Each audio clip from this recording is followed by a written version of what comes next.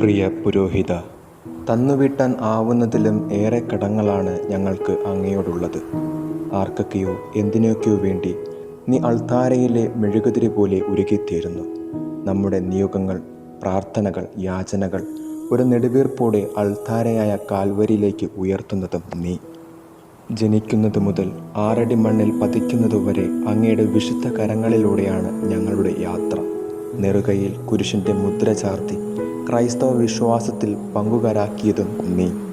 ഒത്തിരി വിമർശനങ്ങളും പരിഹാസങ്ങളും കുറ്റപ്പെടുത്തലും അവഗണനയും ഉണ്ടായിട്ടും ഒരു വ്യക്തി അവൻ്റെ സ്വാതന്ത്ര്യങ്ങളും ആഗ്രഹങ്ങളും സാധ്യതകളുമൊക്കെ ഉപേക്ഷിച്ച് വൈദികനാകുന്നത് എന്തിനാണെന്നറിയും. പലർക്കും തോന്നും അത് ഭൂമിയിൽ സുഖമായിട്ട് ജീവിക്കാനുള്ള മാർഗമാണെന്ന്. പക്ഷെ ആ ജീവിതത്തിന് അത്ര സുഖമൊന്നുമില്ല കേട്ടോ.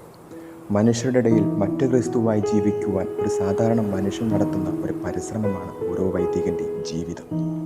ഈ ദൈവവിളി അനേകം നിലവിളികളുടെ ഉത്തരമാണ്. പുതിയ വഴികൾ വെട്ടിത്തെളിക്കുവാൻ ചങ്കുറപ്പുള്ളവൻ്റെ പ്രത്യുത്തരമാണ്. പൗരോഹിത്യത്തിന് അന്നും ഇന്നും എന്നും വിലയുണ്ട്. A priest is not his on.